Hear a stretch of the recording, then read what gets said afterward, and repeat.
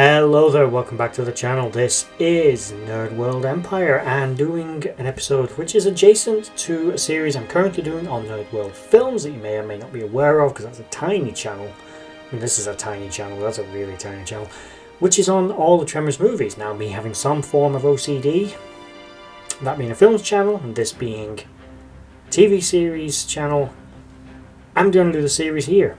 It only makes sense. That's the way I've set all these things up. And this episode is an episode of Nerd Recommends Tremors, the series. In fact, I recommend the entire Tremors franchise. I actually recommend that you like, share and subscribe here and on Nerd World Films and on the other channels that are also linked in the description below, which is a link to all the different channels that I'm currently doing, as well as all my social media links. If anyone ever checks that box anymore, I don't have to do, but they're all down there if you do. And with that said, let's get talking about Tremors, the series, starring Michael Gross. So, to cover exactly what this series is about, a bit of backstory. This series is set after the events of Tremors 3, obviously the third movie in the franchise. It is technically almost a divergent timeline. It doesn't have anything to do with the continuity of any subsequent movies, notably things like Tremors Bloodlines and other such films that take place later on, as Tremors 4 is actually a prequel. This is a spin-off from the third movie where we're introduced to sort of the Moby Dick of the franchise, an albino graboid that can't reproduce, and as a result becomes declared an endangered species, and the whole of Perfection Valley is now protected wildlife reserve. Doesn't matter how dangerous the creature is, it's a protected life form.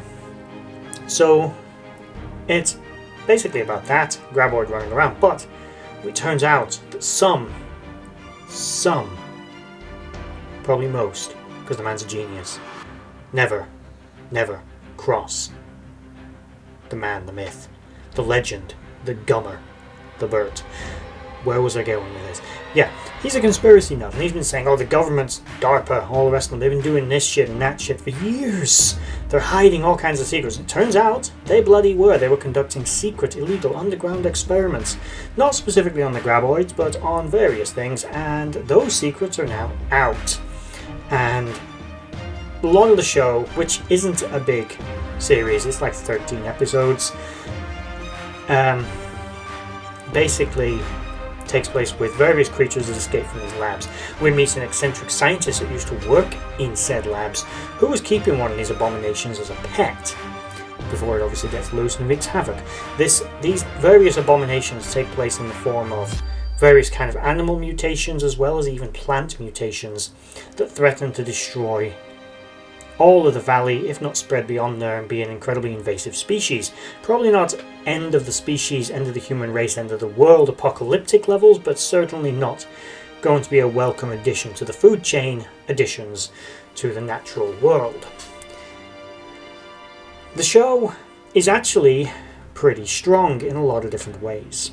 It has a good cast. Dean Norris.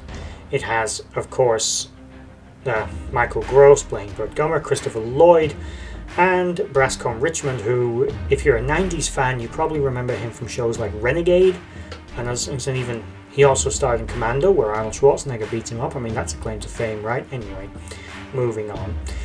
It has various recurring characters that did appear in the movies, as well as people who were famous in one form or another in the early 2000s and in the late 90s, again, one form or another. Melinda Clark, for example, beautiful woman. And Richard Briggs, again, playing his usual doctor, as I recall from the show. One of the standout characters was Gladys Jimenez's character, Rosalita. She would be what many people would call now, just for lack of a better term, the eye candy of the show, which may or may not be a fair assessment.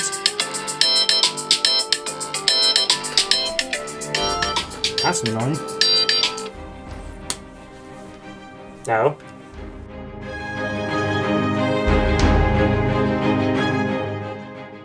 As I was saying, may or may not have been a fair assessment. Her character was pretty strong. She was intelligent, resourceful, independent, and I wouldn't say a kick-ass character. She was done in the vein of being something of the eye candy, but she was portrayed as actually a character in her own right, and not just there for guys to leer at. Although again, admittedly, early 2000s, it was what it was. But still, an interesting character, and definitely one of the standouts of the show, because her character, despite, as I say, being perhaps, for rightly or wrongly, my perception being that she was seemingly selected because of her looks, they certainly spent a lot of time putting her in white clothing and water, so I don't think I'm wrong in my assessment. The actress did, with the material, actually a pretty good job, and she was rather enjoyable to watch, as her character was funny, insightful, and a good foil for the other main characters of the show. One of the other main characters, I should point out, is another usual replacement character because they clearly want Kevin Bacon back, was the character of Tyler Reed, who was basically once again the goofy redneck almost character, who's the outsider and somewhat the view of the audience into the show, who ran once again tours of the area. You also had Melvin Plugg returning as a sort of human villain, as he was always trying to convert the entire area where he grew up into expensive golf courses and condos for the rich, and he just wanted that damn graboid to die so he could do it, and all these other creatures as well, most likely. The show was cut short before it really, I think, gathered any steam. It wasn't very high production value, I wouldn't say, and it suffered that problem of the early 2000s being a sci-fi show series where they'd sort of experiment with it. It didn't instantly take off, so they kind of gave up on it pretty early on, because with them, if something wasn't an instant success, they just gave up on it, even though this show was actually made by a lot of the same people and starred a lot of the same people that were in the movies as well. Now, to be clear, this series is not exactly high art, but if you are a fan of the Tremors franchise, it is a necessary part of the experience. The cast and crew put a lot of effort into this film, and although it does suffer from very dated CGI and not exactly being the greatest show on earth, it is enjoyable, especially if you enjoy the Tremors movies. It might not be something you'd enjoy if you don't love the movies, but certainly if you do enjoy the films, it is worth a watch. It's mindless, it's dumb, it's stupid, it's Monster of the Week, but for 13 episodes, if you enjoy the rest of the series, the movies, then it's worth some of your time. As would be my other videos on my other channel, Nerd World Films, just saying, which are exploring all these films currently. As you may know from watching this channel, I'm something of a big science fiction nerd. I don't know what would give it away.